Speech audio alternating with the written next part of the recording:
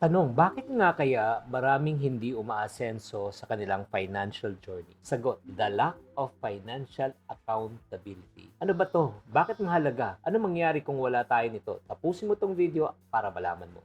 Videos that will make you wealthy and debt-free.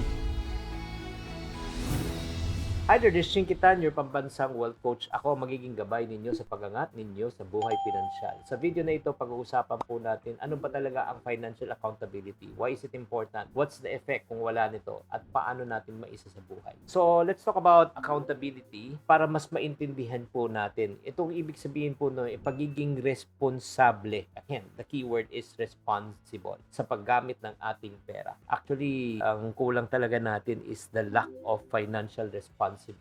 Dapat yung bawat na lumalabas na pera, iniisip po natin, di ba? Sa pag-save, sa pag-budget, hanggang sa pag-i-invest. Para mas appreciate natin, no, bakit accountability is important. Para ka lang nag-gym. Maraming nagpaparegister, pero hindi lahat pumapayat, hindi gumaganda ang katawan. Bakit po? Kasi nga, tumitigil. Kasi walang accountability partner or sistema na nagmo-monitor kung paano ang susunod na plano. Come on, di ba? Naka-enroll ka, ikaw mismo, naka-enroll ka, pero hindi ka naman pupunta. Kasi nga, kulang nga sa gabay. Kulang sa taga-push. Isang tao na magre-remind sa, oh, kamusta na? Ano nang ginagawa mo? Kailangan po natin yan. Kapag may financial accountability, nagiging malinaw po yung ating goals. Naiiwasan natin yung mga overspending at natututo tayong mag-prioritize. Parang sa gym, gusto mo magka-abs, di ba? Kailangan may magsasabi sa iyo, kamusta na yung kinakain mo, di ba? Katulad ko, naalala ko tuloy, di ba, nung 2023, I started the program, tamang kinukulit ako. Alam mo ba, every single day, kailangan ipicturean ko yung pagkain ko at papadala ko. Kasi nga, accountable ako pati sa diet ko, sa workout ko, sa number of steps ko, every single day yan. Kaya nga ako pumayat. Not because of the program, not because only ng ginagawa ko, pero it's accountability. Ano naman magiging effect, kapatid, pag wala kang accountability? Pagdating sa pera, marupok ka, impulsive spending. Mahirap tanggihan ang mga sale. Yung tipong dumaan ka lang sa mall, tapos sasabihin sa'yo, deserve ko to. Reward ko na yung sarili ko. Pero pag uwi mo, napansin mo, paubos na yung budget mo. Pero kung may accountability ka, may magre-remind sa'yo, ako ang iyong konsensya. Di ba? Number 2, alam mo, pag wala kang accountability, parang kang tumatakbo na walang direksyon. Di ba? Ang financial journey kasi parang road trip yan. Meron kang pustong puntahan. May point A up to point B ka. Kung walang accountability, nagda-drive ka na para wala kang mapa. Nakakapagod lang, pero wala kang pupuntahan. Parang tuwing sahod na sinasabi mo, next month na lang ako mag-iipon. Oo, pero buwan-buwan wala ka naman itatabi. Di ba?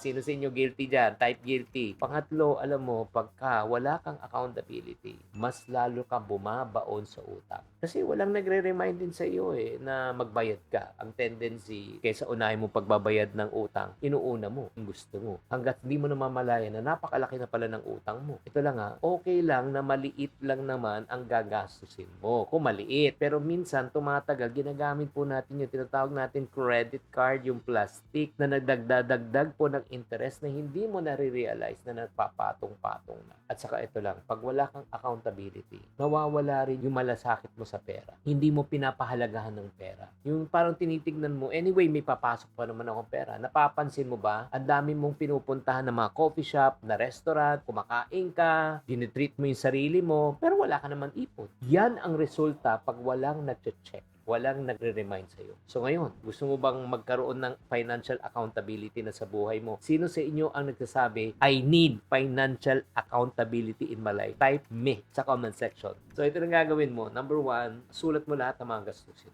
That's number 1. Kumuha ka ng notebook o kumuha ka ng app. Simple lang, sulat mo. Pangalawa, mag-set ka ng realistic goals. Ano ba talaga ang priority mo? Makalabas sa utang, mag-ipon, o mag-invest? Yan, sulat mo. Makalabas sa utang, mag-ipon, o mag-invest? Pili ka. Number 3, find an accountability partner. Maghanap ka ng kaibigan, kapamilya, kaibigan na tutulong po sa inyo, who will stick with you, who will follow you up with your plans. Pang-apat, week to week, mag-meet kayo. Parang kung gusto mo nga di ba? Like for example, magbawas ng timbang, hanap ka ng fitness coach para mag-remind sa'yo, nag-workout ka. Sa pera, maghanap ka ng accountability partner ng financial coach to help you, di ba? So, anong gagawin mo ulit? Sulat mo, set your goals, find an accountability partner, check it. Maganda ba tong pinag-usapan natin at sinasabi mo na talagang Chinky, gusto ko yung mga ganyan pero wala naman akong grupo. Sana ako maghanap ng financial coach to help me. Nako, wag ka nang lumayo pa. Bumuo na kami ng team na tinatawag nating TYL Community, Transform Your Life Community, the Yayamanin Life Community, to help you with your accountability. Kung naghahanap ka ng accountability partner, group coaching partner, nako, wag ka nang lumayo pa. Para sa mga tao, seryoso lang to ha. Oo, pag hindi ka seryoso, wag muna. That's number 1. Number 2, hindi to free. O, kasi maghanap tayo ng coach para sa iyo. Okay? So, if you are interested to be part of this, just type TYL sa comment section right now. TYL or click the link na lang below para malaman nyo on how you can be part of our accountability group coaching session. Thank you very much.